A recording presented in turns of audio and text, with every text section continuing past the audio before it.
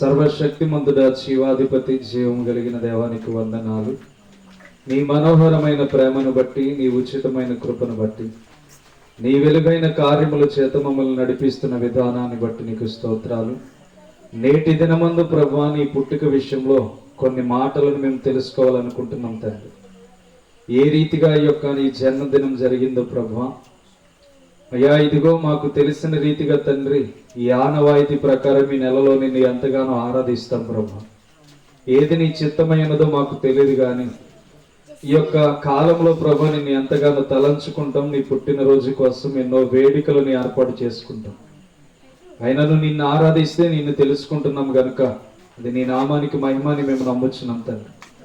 నేటి దినాన్న ప్రభా ఈ యొక్క వర్తమానము ద్వారా విలువైన మాటలు మేము నేర్చుకొనిచుండగా నీ కృప చేత, నీ శక్తి చేత, నీ యొక్క ఉద్దేశములను మాకు తెలియపరిచి, నీవు పడిన ప్రయాస నీవు చెప్పుతేనే బాగుంటుంది కనుక మమ్మల్ని మరుగు చేసి మా నోటిని మీరు వాడుకోమని, ఈ పరిశుద్ధాత్మ శక్తి చేత వాక్య ప్రత్యక్షతను దయచేయమని యేసునామం పేరిట అడిగి వేడుకొనుచున్నాం తండ్రి, ఆమేన్. దేవుని నామంలో కూడి వచ్చిన మీ అందరికీ వందనాలు. అందరూ బాగున్నారా? ఆరోగ్యంగా ఉన్నారా? క్రొత్త సంవత్సరం కూడా అలాగే అడుగుపెట్టుదురుగాక. దేవుని నామాన్ని బట్టి మనము ఈ నెలలో ఎక్కువగా దేవుణ్ణి స్తుతిస్తూ గణపరుస్తూ, దేవుడు పుట్టాడని చాలా సంబరాలు చేసుకుంటూ దేవుణ్ణి గణపరుస్తాం. కాబట్టి తప్పకుండా ఈ నెలలో దేవుని విషయం గురించి ప్రతి ఒక్కరూ మాట్లాడతాం. కొన్ని విషయాలను గత వారాలుగా మనం నేర్చుకుని ఉన్నాం. ఏం నేర్చుకుని ఉన్నామంటే, మొట్టమొదటిగా పరిశుద్ధాత్మను మనము ధరించుకోవాలి, మన దేహాన్ని మనము కాపాడుకోవాలి, ప్రేమ కలిగి జీవించాలి అని మనము చాలా విషయాలను తెలుసుకొని ఉన్నాం. ఇవన్నీ మీకు మరలా ఎందుకు గుర్తు చేస్తున్నానంటే, మీరు ఎక్కడికైనా వెళ్ళినప్పుడు ఆ వాక్యాన్ని ఎంత శ్రద్ధాశక్తితో వినగలిగితే అంత దేవుడు మన పట్ల, మన దేహాన్ని కాపాడడం ప్రారంభిస్తాడు, మన ఆత్మకు రక్షణ ఇవ్వడం ప్రారంభిస్తాడు. కాబట్టి ఏ విషయంలోనూ కూడా మనము విడిచిపెట్టని దేవుని మాటలు విడిచిపెట్టకూడదు. అందుకనే చిన్నపిల్లలకి ఆలు నేర్పించినట్లుగా మీకు ప్రతి వారం ఏం చెప్పానో మీకు నేర్పిస్తున్నా. కాబట్టి విన్న వాక్యాన్ని విడిచిపెట్టక దాన్ని గ్రహించేవాడు ధన్యుడవుతాడని వాక్యం సెలవిస్తుంది. ఏ మాత్రమూ కూడా మనము ఆ వాక్యాన్ని విడిచిపెట్టక శ్రద్ధాశక్తితో ఈ రాత్రి కూడా దేవుడు మన కొరకు వచ్చాడు గనుక ఆయన విషయాలను కొన్ని మనం తెలుసుకుందాం. ఈ లోకానికి క్రీస్తు వచ్చాడని మనము ఎంతగానో సంబరాలు పడుతున్నాం. ఎన్నో దీవెనలు కలిగిన వాగ్దానాలు ఈ నెలంతట్లో మనం పొందుకుంటాం. చాలా విషయాలు క్రీస్తు మన కొరకు పుట్టాడు అనుకుంటాం కానీ క్రీస్తుకు మన కొరకు ఎలా పుట్టాడు అనేది ఎప్పుడు కూడా ఆలోచన చేయం. క్రీస్తు మన కొరకు పుట్టడానికి బలమైన కారణం ఏంటంటే, గత వారం మీకు చెప్పాను, ఆదికాండం 3వ అధ్యాయము 15వ వచనంలో యెహోవా దేవుడే ముందుగానే ప్రకటన చేశాడు, ప్రవచించేశాడు. మన కొరకు క్రీస్తు రాబోతున్నాడని ఆయన ముందుగానే తెలియచేశాడు. అది మీకు లేఖనాల ద్వారా కూడా చూపించారు. అలాగే క్రీస్తు రావడానికి ఎందుకు బలమైన కారణం అంటే, మొదటిగా దేవుడు నోవాహు కాలంలో విసుగు పుట్టేశాడు. ఎందుకు విసుగు పుట్టేసిందంటే, చాలా విపరీతమైన పాపంతో వారు జీవిస్తున్నారు. విపరీతమైన ఘోరమైన శాపాలతో వారి జీవితాలు ఎలా నడుస్తున్నాయంటే, తల్లి తండ్రికి సమాధానం లేకుండా, ఎలాగైతే అక్క చెల్లెలకు భేదము లేకుండా ఎలా జీవిస్తున్నారంటే ఇష్టానుసారంగా జీవిస్తూ ఆయన ఏం చేశాడంటే, ఆ కోపాన్ని తట్టుకోలేక, వాళ్ళని చూడలేక జలప్రలయం రేపించి అక్కడ వాళ్ళందరినీ ఏం చేశాడంటే తుడిచేశాడు. అర్థమవుతుందా? చూడండి, అది వదిలేండి, పర్వాలేదు, కొంచెం దూరంగా కూర్చోండి, ప్లేస్ ఉంది కాబట్టి. చాలా క్రమశిక్షణగా ఉండండి, దేవుని కోసం మనం తెలుసుకుంటాం. ఆయన ఏ రీతిగా అయితే కోపాన్ని బట్టి నోవాహు కాలంలో జలప్రలయాన్ని రెప్పించి తుడిచేశాడు. మీరు ఇంటికి వెళ్ళి చదవండి, ఆయనకి ఎంత కోపం వచ్చిందో ఆదికాండం 6వ అధ్యాయంలో రాయబడి ఉంటారు. ఇంటికి వెళ్ళి చదవండి, ఎంత కోపం వచ్చిందంటే, నరులను చేసినందుకు నేను ఎంత కాలము బాధపడతానని అంటున్నాడు అక్కడ. అంటే ఆయనకి అంత బాధ వచ్చింది. అంత బాధ వచ్చిన తర్వాత, సర్లే ఈ ప్రజలు మరలా నా యొద్దకే వస్తున్నారు, పొరపాటును తప్పులు చేస్తున్నారని దేవుడు క్షమిస్తూ ముందుకు వెళ్తున్నాడు. క్షమిస్తూ ముందుకు వెళ్తున్న కొలది దేవుడు ఏమి ఏర్పాటు చేశాడంటే, మోషే కాలానికి వచ్చేటప్పటికి ఒక నియమాన్ని పెట్టాడు. ఎవరైనా పాపము చేస్తే బలి అర్పించాలి అని తెలియచేశాడు. ఎవరైనా పాపం చేస్తే పరిశుద్ధమైన వాటిని తీసుకువచ్చి బలి అర్పించాలని దేవుడు తెలియచేశాడు. అలాగే కాలం సాగుతుంది. రాజుల కాలం వచ్చేటప్పటికి మరలా పాపం ఎక్కువైపోయింది. 41 రాజులు ఏలితే కేవలం 8 మంది రాజులు మాత్రమే మంచి వాళ్ళు ఉన్నారు. 41 మంది రాజులు ఏలుబడి చేస్తే కేవలం 8 మంది మాత్రమే ఉన్నారంటే ఎంత ఘోరముగా పాపము జరుగుతుందో ఆలోచన చేయాలి. అంత ఘోరమైన పాపాలని పరలోకమందుండి దేవుడు తట్టుకుంటూ అనుభవిస్తూ సరిగ్గా ఆయన లోకానికి సంబంధం లేకుండా 400 సంవత్సరాల ముందు బంధాన్ని కట్ చేసుకున్నాడు. ఎందుకు కట్ చేసుకున్నాడంటే క్రీస్తు ఈ లోకానికి పంపించబోతున్నాడు గనుక. మానవాళి ఏ బాధలతో బాధపడుతున్నారంటే మేక రాస్తున్నాడు చూడండి, ఏమని రాస్తున్నాడో 4వ అధ్యాయం 6వ వచనం. మానవులు ఏ రీతిగా బాధపడుతూ అక్కడ పోగు చేయబడుతున్నారో చూడండి. 4-6 వచనం. ఆ దినమున కుంటివారిని పోగు చేయుదును, అవతలకు వెళ్ళగొట్టబడిన వారిని బాధింపబడిన వారిని సమకూర్చుదును. ఇదే యెహోవాకు కుంటివారిని శేషముగాను దూరమునకు వెళ్ళగొట్టబడిన వారిని బలమైన జనముగాను నేను చేతును. యెహోవా సీయోను కొండయందు ఇప్పటి నుండి శాశ్వత కాలం వరకు వారికి రాజుగా ఉండును. అర్థమవుతుందా? దేవుడు మీకా ద్వారా ముందుగానే ప్రవచించాడు. ఎలా ఉన్నదంటే ఆ ప్రాంతం కుంటి వారిని పక్కకి నెట్టేసి, కుష్టి రోగులను పక్కకి నెట్టేసి, బాధింపబడిన వారిని నెట్టేసి, వాళ్ళందరినీ హింసలో బంధించేసి వాళ్ళని ఏ రీతిగా గాయపరుస్తున్నారంటే చెడ్డవారిని అందరినీ దూరం పెట్టేశారు. వీళ్ళందరూ సుఖముగా జీవించడం ప్రారంభించారు. అంటే ఎవరికి స్థానం లేదంటే రోగం వచ్చిన వారందరినీ వాళ్ళు ఏం చేశారంటే పనికిరాని వారిగా చూస్తున్నారు. వాళ్ళందరినీ పక్కనెట్టేశారు. అందుకనే ఇక్కడ ఏం మాట్లాడుతున్నాడంటే వాళ్ళని ఆశీర్వదించబడే రీతిగా నేను మార్చడానికి ఒక రాజు రాబోతున్నాడని ముందుగానే మేకా కూడా చెప్తున్నాడు.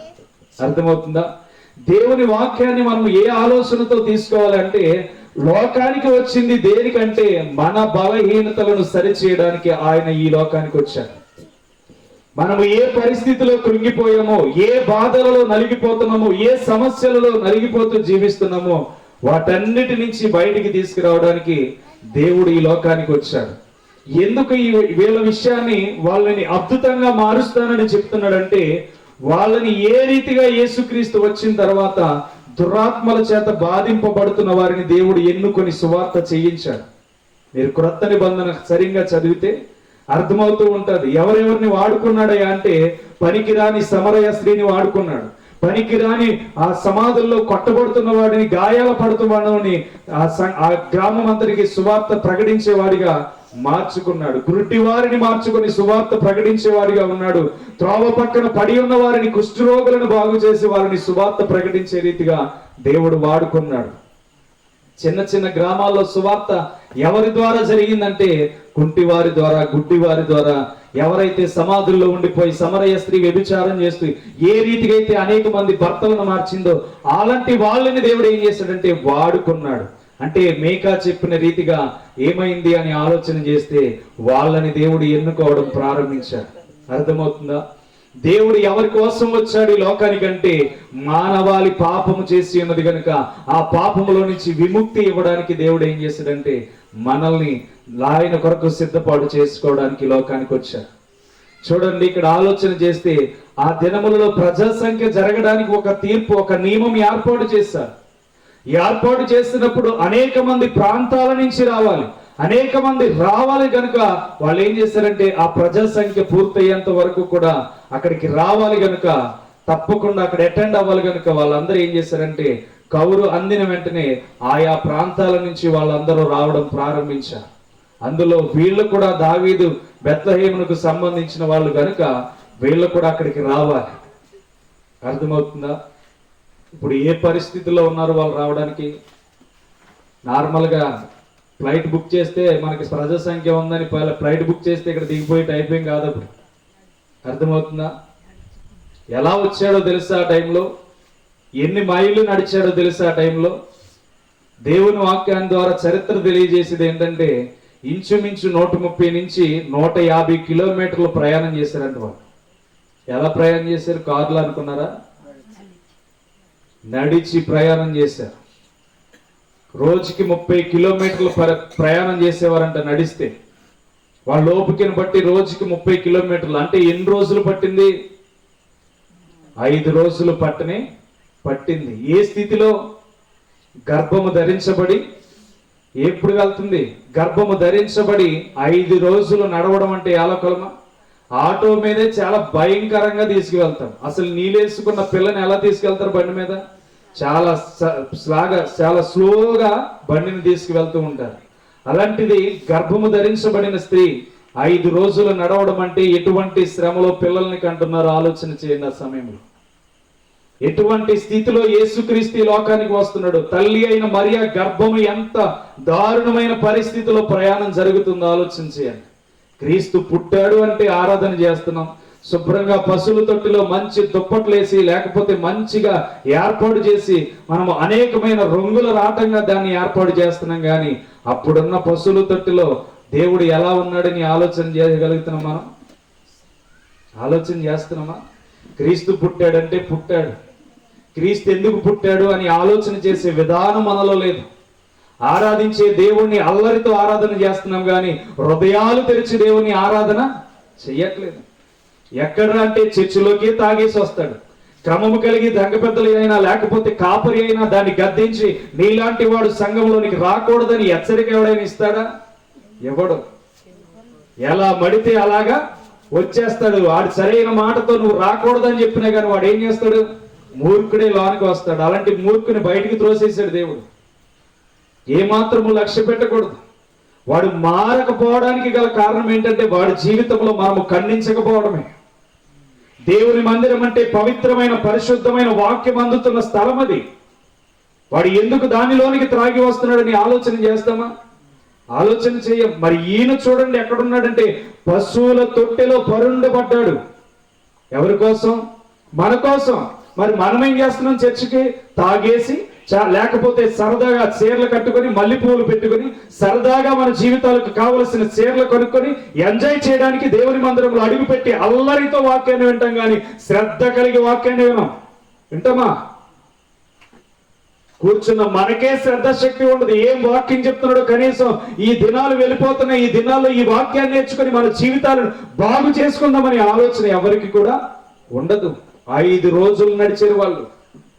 గర్భముతో 5 రోజులు నువ్వు నడవగలవా?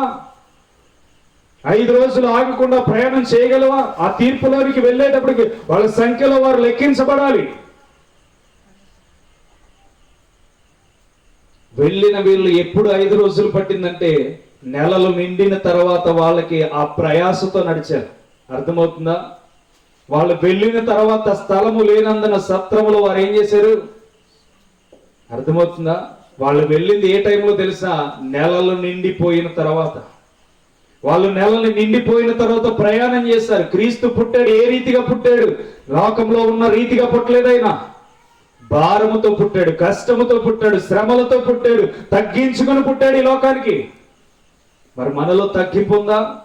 క్రీస్తు పుట్టాడని మనలో తగ్గింపు కనబడుతుందా? కనబడదు.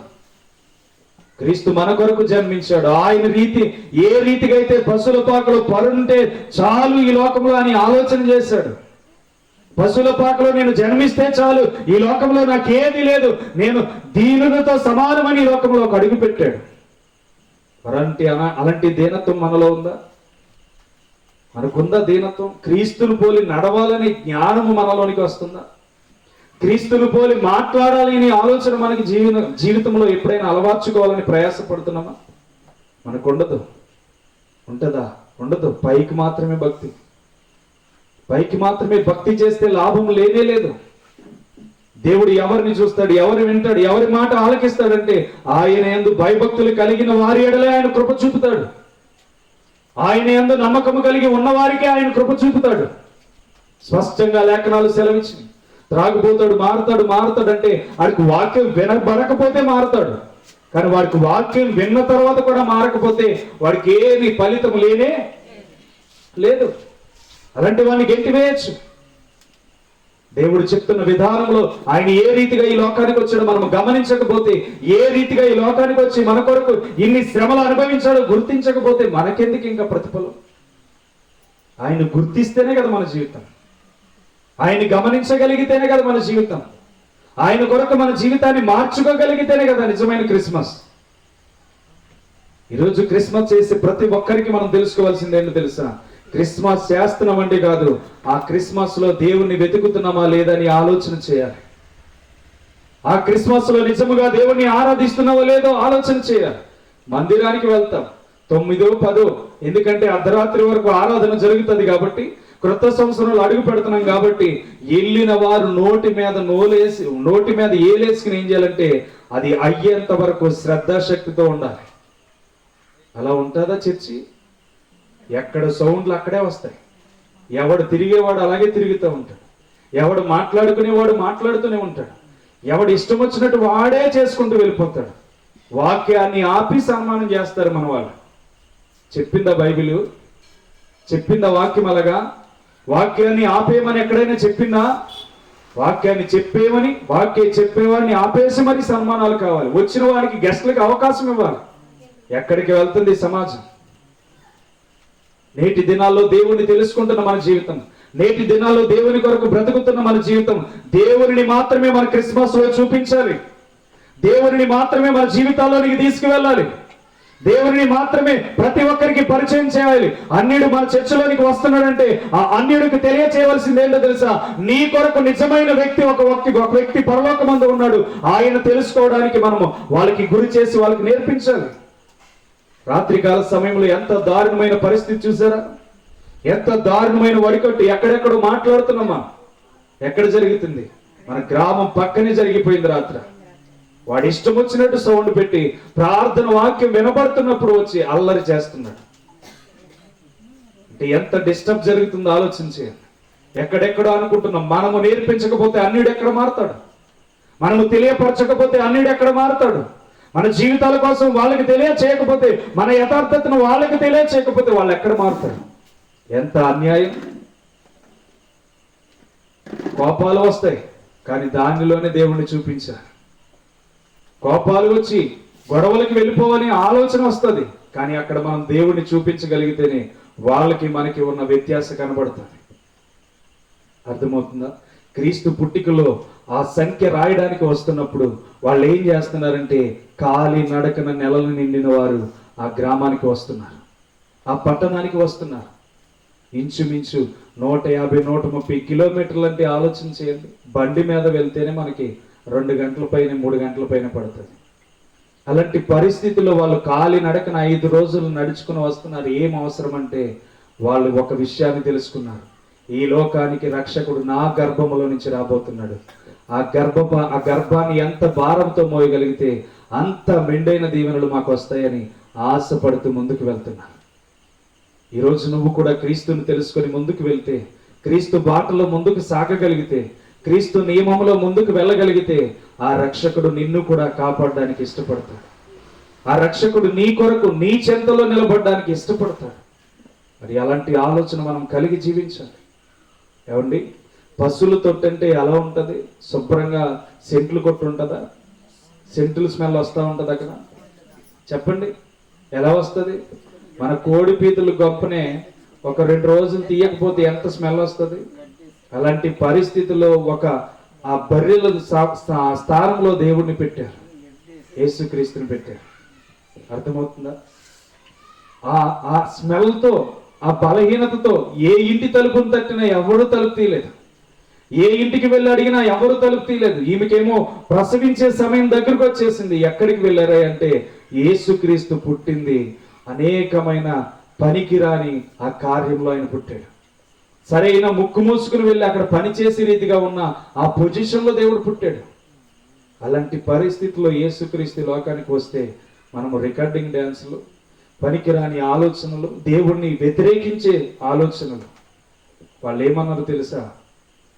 అనకురుడి వాళ్ళు ఏమన్నారో తెలుసా? విగ్రహారాధన చేసేవాళ్ళు. వాళ్ళు డ్యాన్సులు వేస్తారండి, సౌండ్ తగ్గించి ప్రసంగాలు చేసుకోమనండి అన్నారు. అంటే మనం ఇచ్చే లోకు వాళ్ళనే కదా వాళ్ళు మాట్లాడేది. డ్యాన్సులు వేస్తామని తెలుసు కాబట్టి మన నోరు తెరిచి మాట్లాడారు కదా. అంటే మనం ఏం చూపించాలి? క్రీస్తును మనలో చూపించాలి, క్రీస్తును మన క్రియల్లో చూపించాలి, క్రీస్తును మనం యథార్థముగా ఆయన పరిచర్యను మనం నేర్పించాలి. ఏం కలిగి జీవించాడంటే ఈ లోకములు ఏమీ లేదని ఆయన జీవించాడు. ఈ లోకములు ఏమీ లేదు నాయన, మన కొరకు ఒక రక్షకుడు ఉన్నాడని మనం తెలియచేయాలి. ఈరోజు మన జీవితం అలా ఉండకూడదని దేవుడు తెలియజేస్తున్నాడు. క్రీస్తు పుట్టింది మన కోసం, క్రీస్తు మరణించింది మన కోసం. ఆయన పడిన ప్రయాస వ్యర్థమైపోతాదేమని ఎక్కడైనా ఆయన ఎంత మనోవేదన చెందుతున్నాడంటే చాలా మనోవేదన చెందుతున్నాడు. ఈరోజు మనకి ఆలోచన లేదు, విధానము లేదు, క్రమము లేదు. క్రిస్మస్ చేస్తున్నామంటే చేస్తున్నామంతే. మీకు ఒకటే చెప్తున్నాను, నేర్చుకునే మీరు తప్పకుండా మందిరానికి వెళ్ళినప్పుడు మీ క్రమశిక్షణ విడవద్దు. ఎవరు ఎలా నడిచారనేది కాదు, దేవుడు నన్నే చూస్తున్నాడని ఆ మందిరంలో మీరు చాలా భయభక్తులతో కలిగి జీవించండి. మీరు అందరి విషయాన్ని పక్కన పెట్టేయండి, అందరి ఆలోచన పక్కన పెట్టేయండి, అందరి విధానాన్ని పక్కన పెట్టేయండి. దేవుడు నన్ను చూస్తున్నాడని ఆలోచన మీరు, మీ భయభక్తులు మీకుంటే దేవుడు మిమ్మల్ని రక్షిస్తాడు. మీ క్రమమైన జీవితం మీకుంటే దేవుడు మిమ్మల్ని రక్షిస్తాడు. అర్థమవుతుందా? ఏ రోజైనా మన జీవితాల్లో దేవుని కలిగి జీవించాలంటే తప్పకుండా దేవుని యందు యథార్థమైన వారిగా జీవించడం ప్రారంభించాలి, యథార్థమైన వారిగా నడవడం ప్రారంభించాలి. అయిపోయింది ఈ భోగేచ్ఛ అనుకుంటే 2025లో భయంకరమైన రోజులు మనం చూడబోతున్నాం. అర్థమవుతుందా? 2025లో ఊహించని అనేకమైన వినబడబోతున్నాయి. ఏం వినబడబోతున్నాయి మనకి తెలీదు. వినిపించే ప్రతి ఒక్కటి భయంకరంగానే ఉండబోతుందేమో. అర్థమవుతుందా? దేవుడు చెప్పిన సూచనలు అనేకమైనవి జరుగుతున్నాయి. అనేకమైన కార్యాలు దేవుడు చేయడానికి ఇష్టపడుతున్నాడు. గుమ్మముని వద్దనే నేను ఉన్నానని దేవుడు తెలియజేస్తున్నాడు. గుమ్మము దగ్గరే నేను నిలబడి ఉన్నానని దేవుడు తెలియజేస్తున్నాడు. అర్థమవుతుందా? మనము న్యాయముగా నడవలసిన వాళ్ళమై ఉన్నాం. దేవుని వాక్యం సెలవిస్తున్న మాట ఏంటో తెలుసా? లోకాసు వార్త 17:26 చూస్తే, లోకాసు వార్త 17:26 చూస్తే,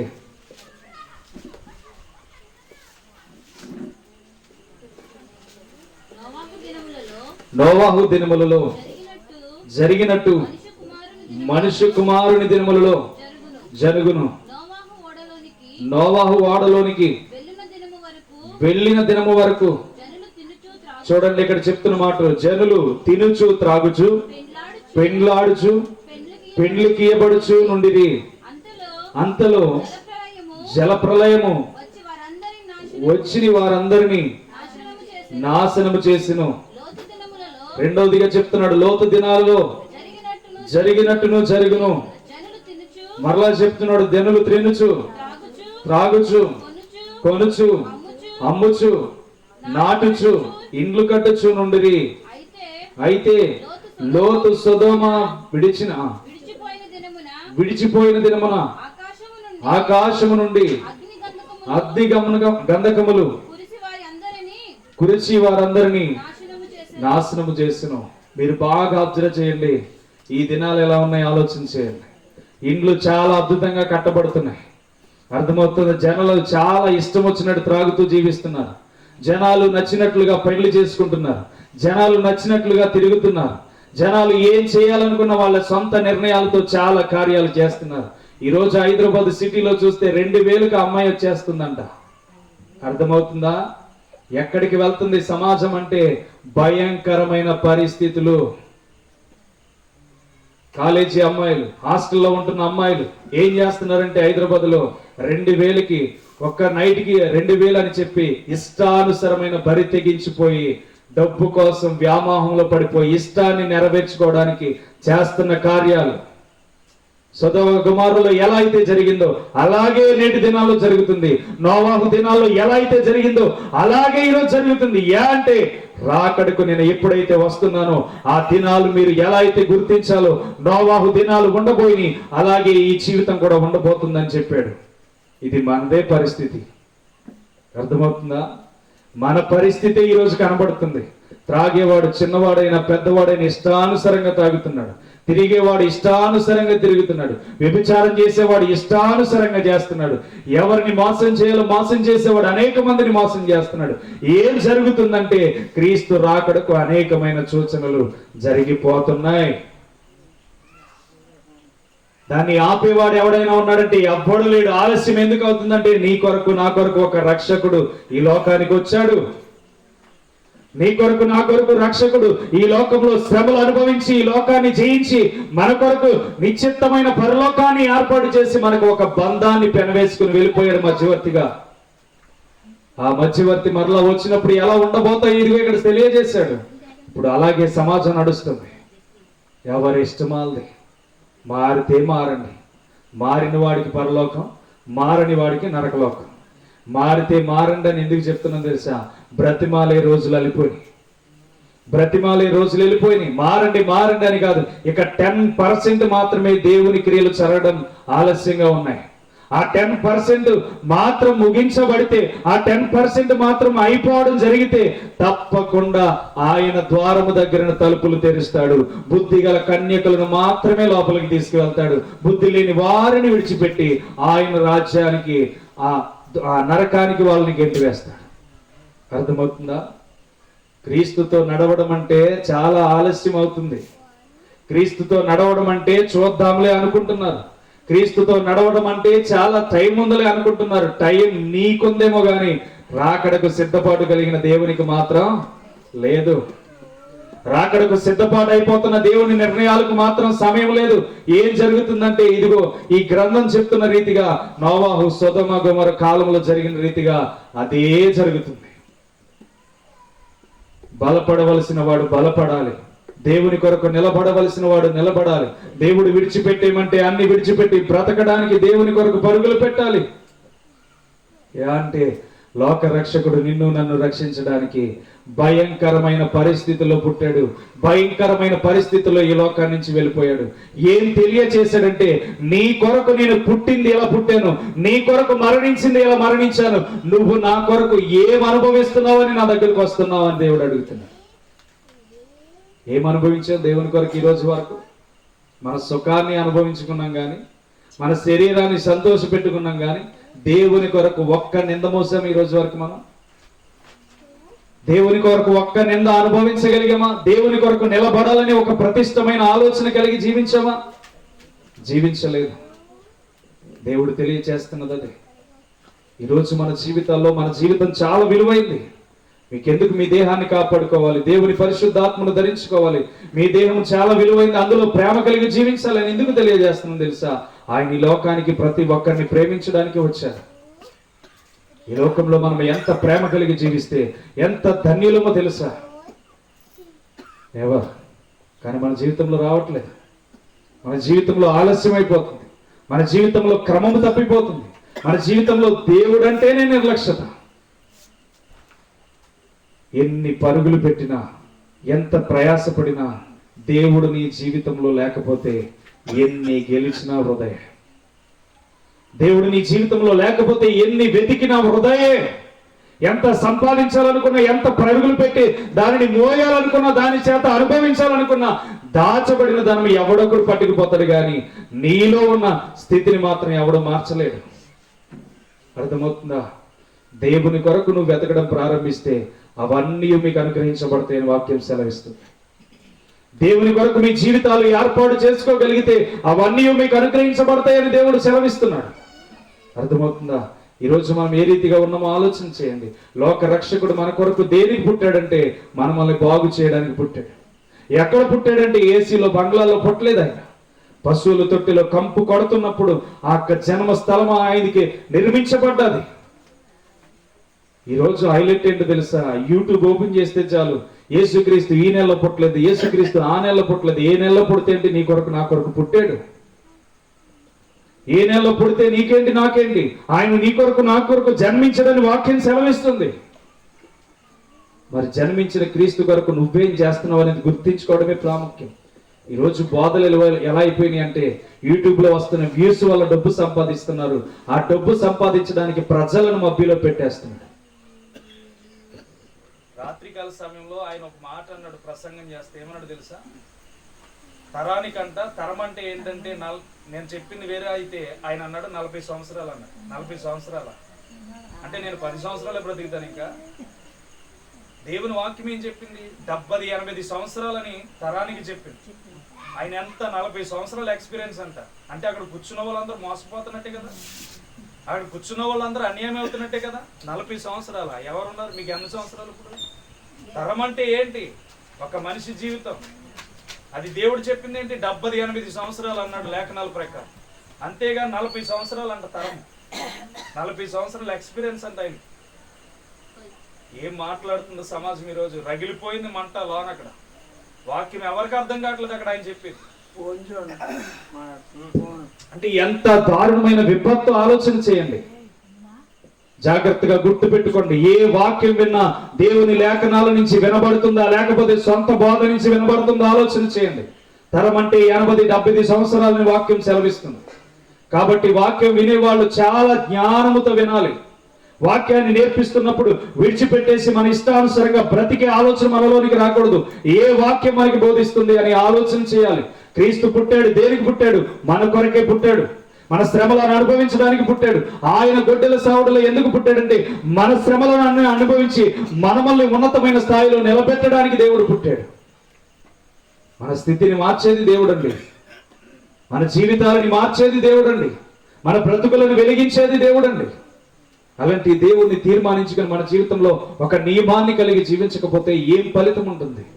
క్రిస్మస్ ఆరాధన చేస్తున్న మనము సన్నిధిలోనికి వెళ్ళి నోరు తెరవకుండా దేవుణ్ణి ఆరాధించాలి. నోరు తెరవకుండా దేవుని గణపరచాలి. నోరు తెరవకుండా దేవుని శ్రద్ధాశక్తితో, అయ్యో దైవజనుడు ఏం మాటలు పలుకుతున్నాడు అని చెప్పి ఆయనకిచ్చే ప్రతి సమయాన్ని శ్రద్ధాశక్తితో వినాలి. అలాంటి వినికిడి మనం వినగలిగితే ఆయన కనుదృష్టి మన మీదకి రావడం ప్రారంభిస్తుంది. ఆయన చెవులు మన మాటలు వినడం ప్రారంభిస్తాయి. ఆయన ఉద్దేశాలు మన పట్ల నెరవేర్చడం ప్రారంభిస్తాయి. అంతేగాని దేవుడు ఏ రీతిగా మనకు వరకు వచ్చాడో ఆలోచన చేయకుండా ఆరాధన చేస్తే ఫలితం ఉండదు. మన కొరకు ఏ రీతిగా వచ్చాడో ఏ ఆలోచన లేకుండా ఆరాధన చేస్తే ఫలితం ఉండదు. బట్టలు కట్టుకుని వెళ్ళొద్దని దేవుడు చెప్తున్నా. నువ్వు ఎంతో ఆశీర్వాదకరంగా ఉన్నావు కనుక, దేవుడే నీకు ఇచ్చాడు కనుక కట్టుకుని వెళ్ళు. కానీ నీ కట్టులో దేవుడు ఉండాలి. నువ్వు వేసుకున్న డ్రెస్ లో దేవుడు ఉండాలి. నీ వేసుకున్న నీ శరీర ఆలోచనలో దేవుడు ఉండాలి. వాళ్ళు చూస్తారు, వీళ్ళు చూస్తారని కాదు, కానీ పరలోకమందున్న దేవుడు నన్ను చూడాలని ఆ ప్రత్యేకముగా ఆ గుంపులో నువ్వు కనబడాలి. అంతమందిలో దేవుడికి నువ్వే కనబడాలి. అర్థమవుతుందా? లూదియా వాక్యం వింటున్నప్పుడు అంతమందిలో వాళ్ళందరి హృదయం తెరవబడలేదు, కానీ ఆమె హృదయం ఎందుకు తెరవబడింది? పరలోకమందు దేవుడు ఆమె హృదయాన్ని చూస్తున్నాడు. ఈరోజు దేవుని సన్నిధికి వెళ్తే నీ హృదయం దేవునికి అర్పించే రీతిగా దేవుడు నన్ను చూడాలనే స్థితికి నీవు ఉండాలి. అలా లేకపోతే మాత్రం దేవుడు నిన్ను వాడుకోడు, నీ కుటుంబాన్ని ఆశీర్వదించడు. ఆశీర్వాదం దేవుని మాట వింటేనే వస్తుంది. ఆశీర్వాదం దేవుని యందు భయభక్తులు కలిగి జీవిస్తేనే వస్తుంది. ఇష్టానుసారంగా బోధించేసి మీకు ఆశీర్వాదాలు వస్తాయంటే రావు. ఆశీర్వాదం దేవుని వలనే రావాలి. దేవుడు నిన్ను చూస్తేనే ఆశీర్వాదం ఇస్తాడు. అందుకనే లూదియా కుటుంబం అంతా రక్షణలోనికి నడిపించబడ్డది. నువ్వు ఎప్పుడైతే దేవుని పట్ల శ్రద్ధాశక్తితో జీవించడం ప్రారంభిస్తావో దేవుడు నిన్ను దీవించడం ప్రారంభిస్తాడు. అదే దేవుని నియమం. దేవుడు రావడానికి బలమైన కారణం ఏంటో తెలుసా? ఇశ్రాయేలీయులు హింసించేశారు దేవుణ్ణి. ఇశ్రాయేలీయులు దేవుణ్ణి బాధపరిచేశారు. నా బిడ్డలు అనుకున్న యోధ ప్రజలు ఆయన్ని గాయాలు పాలు చేశారు. అవసరమైతే ఆయన సిలువ వేయండి, మా మీద నింద వేయమండి అన్నారంటే ఎంత కఠినమైన పరిస్థితుల్లో వాళ్ళ ఆలోచనలు ఉన్నాయో ఆలోచన చేయండి. అర్థమవుతుందా? ఈరోజు నువ్వు రెండోసారి దేవుడిని సిలువ వేస్తే దేవుడు ఏ రీతిగా సహిస్తాడో ఆలోచన చేయండి. రెండోసారి సిలువ వేసి ఆలోచన పుట్టించుకోవద్దు. దేవుడు నీకు రెండోసారి అవకాశం ఇచ్చాడు. ఏం అవకాశం ఇచ్చాడంటే నూతనముగా జన్మించిన శిశువును పోలి నీవు జీవించమన్నాడు. ఆ శిశువు వలె మల్లెపూ వంటి మనస్తత్వమును ధరించుకొని, తెల్ల మనస్సును ధరించుకొని నీ జీవితంలో దేవునికి చోటివ్వాలి. చోటు ఇచ్చిన తర్వాత మరలా సిలువ వేయాలంటే అది చాలా అపార్థమైన జీవితం. ఈరోజు మనం గమనించాలి, ఏ రీతిగా దేవుడు మన కొరకు వచ్చాడు. మన పాపముల కొరకే. ఎందుకు అంత కఠినమైన పరిస్థితుల్లో నెలలు నిండిన తర్వాత ఆమె ఆ ప్రదేశములకు వెళ్ళాలి. వాళ్ళు వెళ్ళే మార్గంలో సమరయ పట్టణం ఉందని చెప్పి చుట్టూ తిరిగి వెళ్ళారు. తెలుసా? వాళ్ళు ఎందుకంటే సమరయులకి యోధులకి మాటలు ఉండవు. వారికి మాటలు లేని ద్వారా వాళ్ళు ఏం చేశారంటే వెళ్ళవలసిన గమ్యం దగ్గరైనా కానీ చుట్టూ తిరిగి వెళ్ళారు. అంటే దేవుని చిత్తం ఆ రీతిగా ఉంది. ఎందుకంటే ఎప్పుడైతే ఆ సమరయ స్త్రీతో దేవుడు మాట్లాడారో వాళ్ళకి వీళ్ళకి పొత్తు ఏర్పడింది. అప్పటి వరకు వాళ్ళకి వీళ్ళకి ఏర్పాటు లేనే లేదు.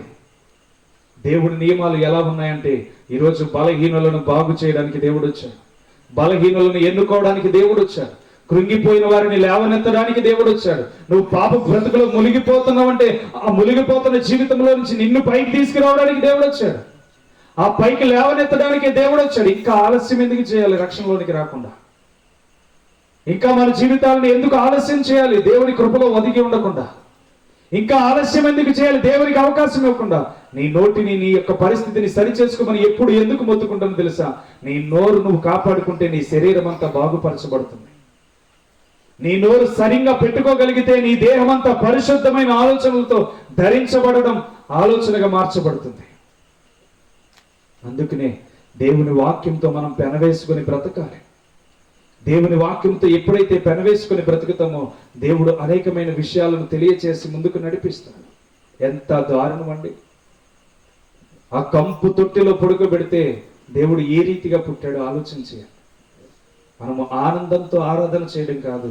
నా కొరకు ఎంత పాపం చేసిన నా కొరకు వచ్చావు తండ్రి, ఇంత శోధనలో ఉన్న నా కొరకు వచ్చావు తండ్రి, ఇన్ని శిక్షలు నా కొరకు భరించావు తండ్రి, ఇంత వేదనకరమైన పురిటి నొప్పులతో ఈ లోకంలోనికి నువ్వు అడుగు పెట్టావు తండ్రి, ఎంత త్యాగమూర్తివి తండ్రి అని దేవుణ్ణి గణపరచాలి. అల్లరితో కూడిన ఆటపాటలు కాదు క్రిస్మస్ అంటే, అల్లరితో కూడిన ఆటపాటలు కాదు దేవుణ్ణి ఆరాధించడం అంటే. ఈరోజు మనం జాగ్రత్త పడి నడుచుకోవాల్సింది, మెలకువకడి ఉండవలసింది చాలా విలువైన జీవితం. అర్థమవుతుందా? చూడండి, వాక్యాన్ని చూద్దాం. 6వ వచనం చూడండి.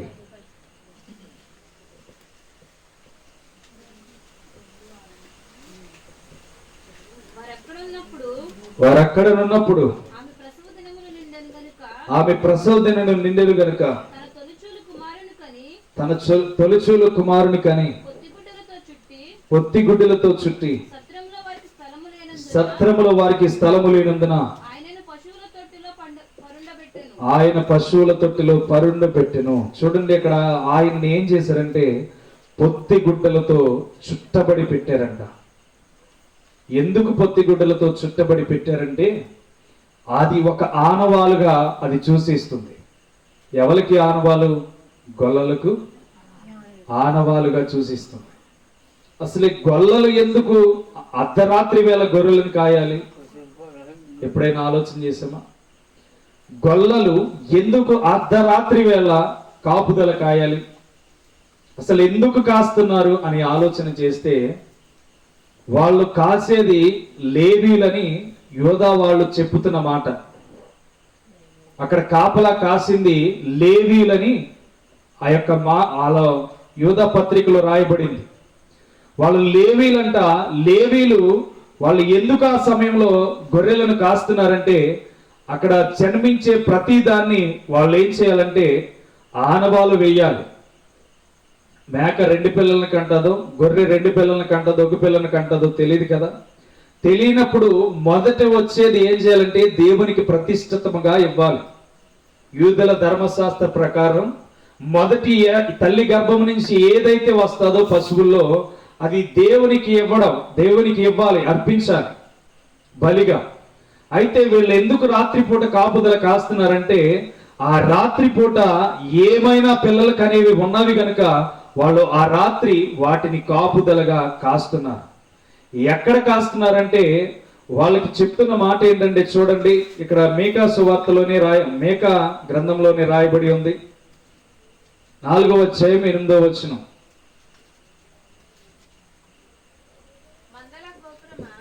మందల గోపురమా, సియోను కుమార్తె పర్వతమా, మునిపటిలాగున యెరూషలేము కుమార్తె మీద నీకు ప్రభుత్వము కలిగెను. ఇక్కడ మందల గోపురమా అన్నాడు. మందల గోపురం అంటే ఏంటో తెలుసా? వాళ్ళు మందని కాస్తున్నప్పుడు ఒక రాళ్లతో పేర్చిన గోపురం అనేది ఉండేది. వీళ్ళు దాని పైకెక్కి ఆ మందలని కాచుకుని ఉండేవారు. ఆ గొర్రెలను ఏం చేసేవారంటే ఆ పైకెక్కి ఏది ఎలా ఉందో లేకపోతే ఏ విపత్తు వాటి మీదకి వస్తుందో వాళ్ళు ఏం చేసేవారంటే పైనుండి కాపలా కాసేవాళ్ళు. ఇప్పటికీ కూడా అది ఇశ్రాయేలులో ఉందంట. అయితే మందల గోపురం పైకెక్కి వీళ్ళు ఎక్కడ కాస్తున్నారు? ఆ ఏర్పాటు చేసుకున్న పైన ఆ పర్వతం పైన ఏం చేస్తున్నారంటే కాపుదల కాస్తున్నారు. అయితే కాపుదల కాస్తున్న వీళ్ళకి ఇదెందుకు కాపులా కాస్తున్నారంటే ఏదైనా ప్రత్యేకింపబడిన గొర్రెలు మొదటిగా పుడితే దేవునికి ఇవ్వాలి గనుక, అది ప్రతిష్ఠితమైనది గనుక, దేవుడు పరలోకం నుండి ఆజ్ఞ ఇచ్చినది గనుక వాళ్ళు ఆ గొర్రెల కోసం ఎదురు చూస్తున్నారు. అందుకని ఎవరి దగ్గరికి వెళ్ళింది అని దేవదూత అంటే గొర్రెల కాపరుల దగ్గరికి వెళ్ళింది. ఎందుకు వెళ్ళిందంటే వీళ్ళు ఏం చేస్తున్నారు?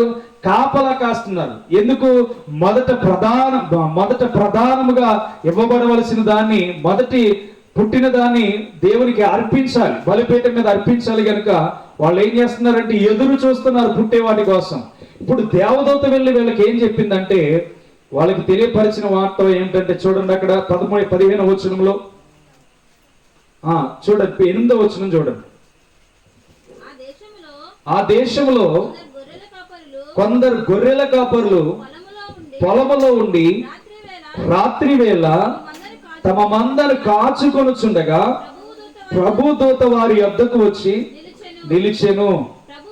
ప్రభు మహిమ వారి చుట్టూ ప్రకాశించినందున వారి మిక్కిలి భయపడిరి.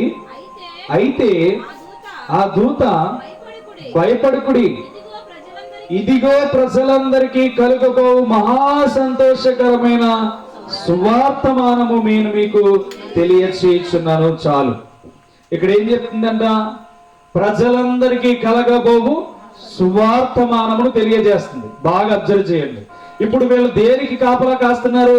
ప్రధానమైన వాటిని అర్పించాలి గనుక, బలిపీఠానికి అర్పించాలి గనుక ప్రధానమైన వాటి కోసం మందల గోపురం ఎక్కి వాళ్ళ కాపు కాస్తున్నారు. ఏది జన్మిస్తే దాన్ని ఆనవాలు వేసుకోవడానికి. మరి ఆనవాలు అయిపోతే పుట్టిన బిడ్డలు రెండు కలిసిపోతాయి కదా. మరి దానికి ఏం చేయాలి? వీళ్ళు ఆనవాలు వేసుకోవాలి. ఆనవాలు వేసుకోవాలి కనుక ఎదురు చూస్తున్నారు. ఇప్పుడు దేవదూత ఎవరి కోసం ఎదురు చూస్తున్నారు? గొర్రెలకు దేవునికి దహన బలిగా ఫస్ట్ దేవాలి కనుక ఎదురు చూస్తున్నారు. ఎదురు చూస్తున్నప్పుడు దేవదూత వాళ్ళ దగ్గరికి వెళ్ళి, ఇదిగో ప్రజలందరికీ కలగబోవు మహా సంతోషకరమైన సువార్తమానము నేను మీకు తెలియచేయుచున్నాను అన్నది. ఎందుకు తెలియచేయుచున్నదని చెప్పిందో తెలుసా? అక్కడికి వెళ్ళి వీళ్ళు దేవునికి పశువులలో నుంచి ఇవ్వాలని ఎదురు చూస్తున్నారు. కానీ ఇప్పుడు దేవుడు ఏం చెప్తున్నాడంటే, లోకమంతటికి ఒకటే గొర్రె పుట్టింది. దేవునికి స్తోత్రం, హల్లెలూయా. అర్థమవుతుందా? ఎవరికి వాళ్ళే పట్టుకు వెళ్ళి వాళ్ళ పాపాల నిమిత్తం వాళ్ళు ప్రతిష్ఠించే వాళ్ళు, లేకపోతే మొదటిది పట్టుకు వెళ్ళి ఇచ్చేవారు. కానీ ఇప్పుడు దూత వచ్చి ఏం చెప్పిందంటే, మీరిక కాపలా కాయవలసిన అవసరత లేదు, గొర్రెలను అర్పించవలసిన అవసరత లేదు, వాటి నుంచి మీరు ప్రత్యేకమైన తేవడానికి అవసరం లేదు. మన పాపములన్నిటి నిమిత్తం ఇదిగో దూత వచ్చి సువార్తమానం తెలియజేసింది. ఏం తెలియజేసిందంటే, ప్రజలందరికీ ఒకటే రక్తము బలిగా మారబోతుంది, రండి అని చెప్పి గొర్రెల కాపరులకు తెలియజేసింది. దేవునికి స్తోత్రం, హల్లెలూయా. అర్థమైందా? గొర్రెల కాపరుల దగ్గరికి వెళ్ళడానికి బలమైన కారణం ఏంటంటే, పరిశుద్ధాత్మ దేవుని వాక్యాన్ని ఎదురు పెట్టుకుని చదువుతున్నప్పుడు దేవుడు తెలియచేసింది ఇదే. ఇప్పటి వరకు ఈ వాక్యాన్ని ఎక్కడ బోధించలేదు. యూట్యూబ్ లో సెర్చ్ చేసుకుని చూడండి, ఈ వాక్యం కూడా ఎవరు మాట్లాడినట్టుగా కనబడదు. అర్థమవుతుందా? పరిశుద్ధాత్మ దేవుడు తెలియజేసింది ఏంటంటే, అక్కడ గొర్రెల కాపరులు దేనికైతే కాపుదల కాసి దేవునికి ప్రతిష్టమైనది ఇవ్వాలని చూస్తున్నారో, ఇప్పుడు అదే గొర్రెల కాపరుల దగ్గరికి వెళ్ళి, మీరు ఇక వాటిని చూడవలసిన అవసరం వద్దు, మీరు ప్రతిష్టమైనవి దేవునికి తేవలసిన అవసరం వద్దు, ప్రజలందరికీ ఒకటే రక్తము చిందించబడుతుంది, అదే నిజమైన గొర్రె పిల్ల పలానా పట్టణంలో పుట్టేసింది, వెళ్ళి చూడండి అని చెప్పింది. అర్థమైందా? ఈ లోతైన మర్మాన్ని కనుక్కోవడానికి చాలా టైం పట్టింది. దేవునికి స్తోత్రం. కాబట్టి దేవుని దూత గొర్రెల దగ్గరికి ఎందుకు వెళ్ళిందంటే, మన కొరకు ఒక రక్షకుడు పుట్టాడని ఆనవాలు వేయక ముందే, వాళ్ళకి ఆనవాలు పడక ముందే ఇక్కడ ఆనవాళ్ళతో ఒక పొత్తి గుడ్డలు చుట్టబడి అక్కడ పొరిండబెట్టాడని చెప్పి ముందుగానే తెలియపరిచారు. అర్థమవుతుందా? అంటే మనం ఎదురు చూడవలసింది ఏంటంటే, దేవుని కొరకు ఎదురు చూడాలి. యూదులు ఇంకా మీకు తెలుసో లేదో, యూదులు 5 బర్రెలని అది 5 ఆవుల్ని ఫ్లైట్లో తీసుకెళ్ళారు. తెలుసా మీకు? ఎందుకు అంత ప్రతిష్టత? మీరు బాగా అర్థమవుతుంది చెప్తే. ఇశ్రాయేలు ప్రాంతానికి ఎక్కడో ఒక 5 గొర్రెలు మచ్చలేనివి దొరికితే ఏం చేశారంటే ఫ్లైట్లో పట్టుకెళ్ళారు. వేరే సపరేట్ ఫ్లైట్ వాళ్ళకి ప్రత్యేకంగా. ఎక్కడైనా మీరు విన్నారా ఈ మాట? ఎందుకు పట్టుకు వెళ్ళారంటే అంత ప్రతిష్టంగా ఇశ్రాయేలీయులు దేవుని కొరకు ఆలోచన చేసేవారు. అంత ప్రతిష్టంగా దేవుని కొరకు ఇశ్రాయేలీయులు యోధావారు ఎదురు చూస్తూ ఉన్నారు. ఎందుకని తెలుసా? దేవునికి ప్రతిష్టమైనది ఇవ్వడంలో వారు అంత వెతుకులాడుతున్నారు. అందుకనే వారు దహన బలి ఇవ్వాలి. అంత్యక్రీస్తు బయలుపడినప్పుడు ఏ రీతిగా అయితే బలి పశువు ఇవ్వాలో దాని కొరకు ఈ రోజుకి ప్రాకులాడుతూ ఉన్నారు. మచ్చ డాగు లేని దాన్ని, కలంకము లేని ఎర్రని పేయను వారు బలి ఇవ్వడానికి ఈ రోజుకి వెతుకుతున్నారు. కొన్ని వచ్చాయి, ఆ 5టిని అబ్జర్వేషన్ లో పెట్టారు మ్యూజియంలో. ఎందుకు? ఫ్లైట్ లో నుంచి ఆ గొర్రెలను తీసుకువెళ్ళాలంటే ఎంత డబ్బు ఖర్చు పెట్టి ఆలోచన చేస్తున్నారా? వాళ్ళు ఎంత నిష్ట కలిగిన వాళ్ళు ఆలోచన. అందుకనే ఈ గొర్రెల కాపర్లు ఏం చేస్తున్నారంటే దేవునికి తప్పకుండా ఇవ్వాలని రాత్రి సమయంలో వాళ్ళు ఏం చేస్తున్నారంటే కాపలా కాస్తున్నారు. అందుకని దేవుని దూత వెళ్ళి, ఇక మీరు వాటి కొరకు కాపలా కాయొద్దు, మనందరి కొరకు రక్షకుడు పుట్టేశాడు. దేవునికి స్తోత్రం. మనందరికీ రక్షకుడు పుట్టేశాడు కనుక ఇక వాటిని గురించి మీరు చూడొద్దు. వెళ్ళి బెత్లెహేములో పశువుల తొట్టిలో ఒక పొత్తిగుడ్డలతో చుట్టబడిన వ్యక్తి ఉన్నాడు. ఆయనే మీ కొరకు సంతోషాన్ని తీసుకువచ్చిన వ్యక్తి. వెళ్ళి ఆయన సేవించండి అని తెలియజేశారు. అర్థమైందా? ఈ వాక్యంలో ఉన్న లోతైన అర్థం అదే. దేవుడు నేర్పిస్తున్న విలువైన మాటల్ని మనం ఏం చేయాలంటే గురి కలిగి జీవించాలి. మరి జ్ఞానులకు ఎప్పుడు తెలిసింది? ఈ గొల్లలు వెళ్ళిపోయిన తర్వాత తెలిసింది. ఈ గొల్లలకు ఎప్పుడైతే గొల్లలు తెలియబడ్డదో వాళ్ళు వెళ్ళిపోయి దేవుని స్తుతించి గణపరిచారు. తర్వాత యోధా రాజా దగ్గరికి వెళ్ళి వాళ్ళు ఏం చేశారంటే ప్రతి ఒక్కటి బయలుపరిచి చెప్పడం ప్రారంభించారు. ఈ విషయం కోసం వచ్చేవారు మాట్లాడుతాను. తప్పకుండా ఇది ఇక్కడికి అవ్వలేదు, ఇంకా రన్నింగ్ ఉంది. కాబట్టి మనం ఏం చేయాలంటే మన జీవితంలో రక్షకుడు ఎందుకు పుట్టాడు? దేవుడు ఈరోజు మనతో మాట్లాడుతున్నాడు. దేనికి పుట్టాడంటే మన పాపముల నుంచి విముక్తి ఇవ్వడానికి మనకి తెలుసు. కానీ ఆ పాపముల నుంచి మనం బయటికి రావడానికి మనం అవకాశం ఇవ్వట్ల. ఆ పాపముల నుంచి మనము స్థానం ఇవ్వడానికి అవకాశం ఇవ్వట్ల. కనుక ఈ రోజు మనం చేయవలసింది ఏంటో తెలుసా?